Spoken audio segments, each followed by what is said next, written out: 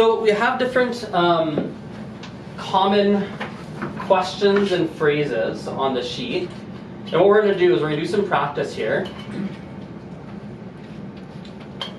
Do some practice on how they should sound, right? So, because there's different rhythms and different intonations, depending on what kind of statement or what kind of, what kind of sentence you have.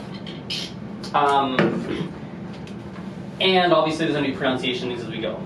So the number one thing for the rest of today, if there's anything you remember from today, it's every time you speak, this will fix most of your pronunciation issues.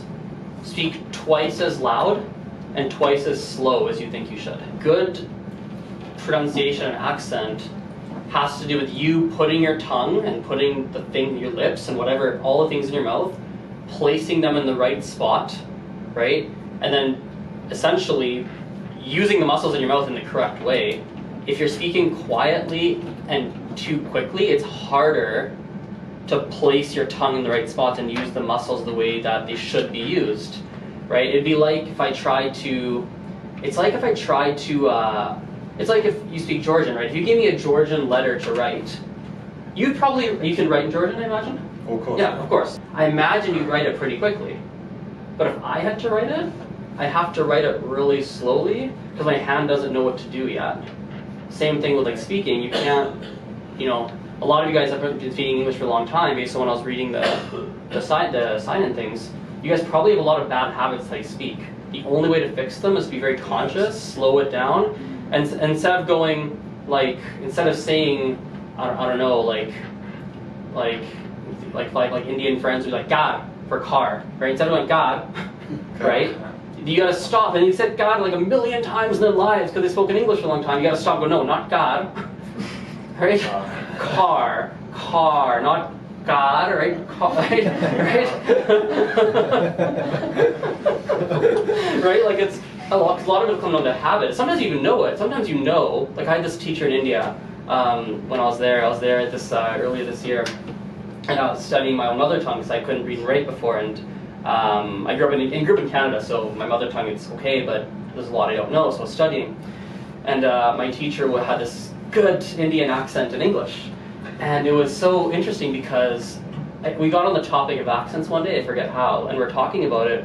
She knew the American way or Canadian way to say words, but she'd have to pause and think about it. So she would just say it the Indian way because it's just faster, right? She's just done that her whole life. So anyway, so when you're speaking slower and you're slowing yourself down, talking louder, and you're really being deliberate, moving your mouth, like being very aware, that's going to help you. That's going to be the biggest thing that helps you out of anything else we do today. So let's do this activity here. So we have some yes/no questions. Let's start with the rhythm. Every time we'll start with the rhythm of it, like the intonation, and then we'll go through a lot of the different statements. So when you ask a yes/no question, what do you think happens with your voice?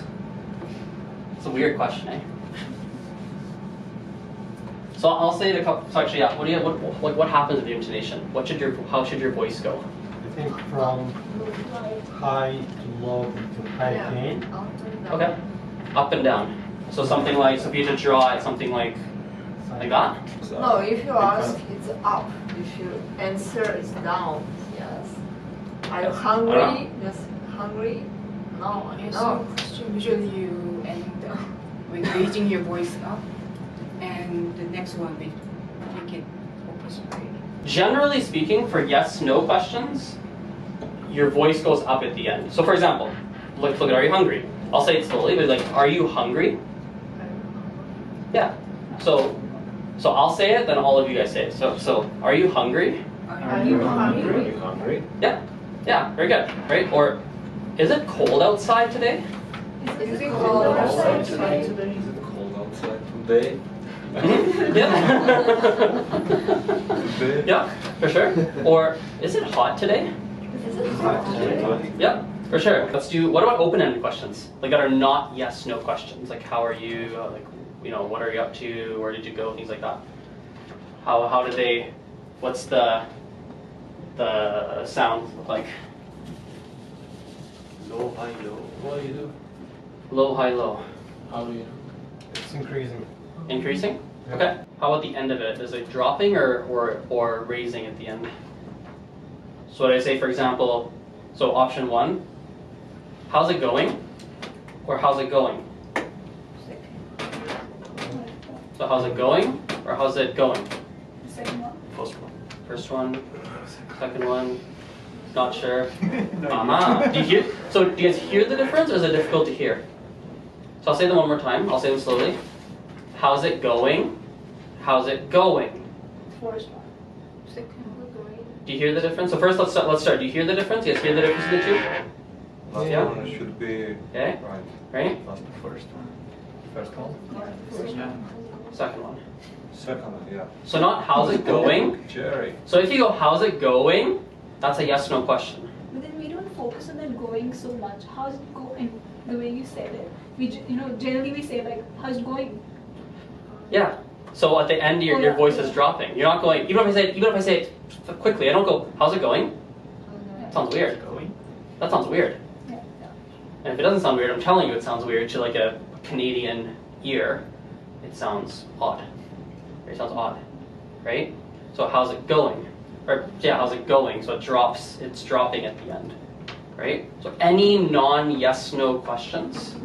So there's a whole bunch of them here. A lot of them are pretty common. Always dropping. So like the first one, how's it going?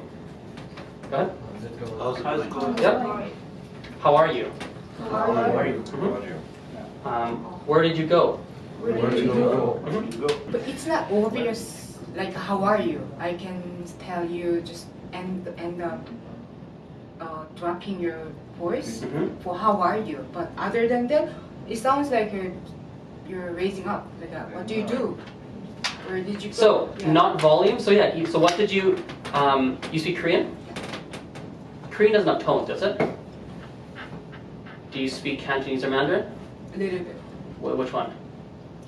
Just few words. Okay. Yeah. So what words do you know? Give me a couple that you just throw a couple words that you know in Mandarin. I can help you. Mandarin, like ma or something like that. Okay, good, perfect. So if you have, for example, do you know pinyin? Like here, right? So it's like a fourth tone in Mandarin. Ma, right? Have you learned that? Have you learned Mandarin? No? I didn't learn, but I can read and write Chinese letter, but we pronounce differently. Okay, no worries. Let's stay away from that example then. So basically all it is let's take, for example, the word, let's take, what was the one where it sounded like going up? How's it going, you said? Oh, how are you? Sounds obvious that you're dropping down, Okay. but other than that, what do you do? What did you do? It sounds got like it. you're Yeah, let's do that one. raising So, up. And yep, yeah, good point. So think of it this way. What you could think of, let's look at this word do, right? This do is loud, would you agree?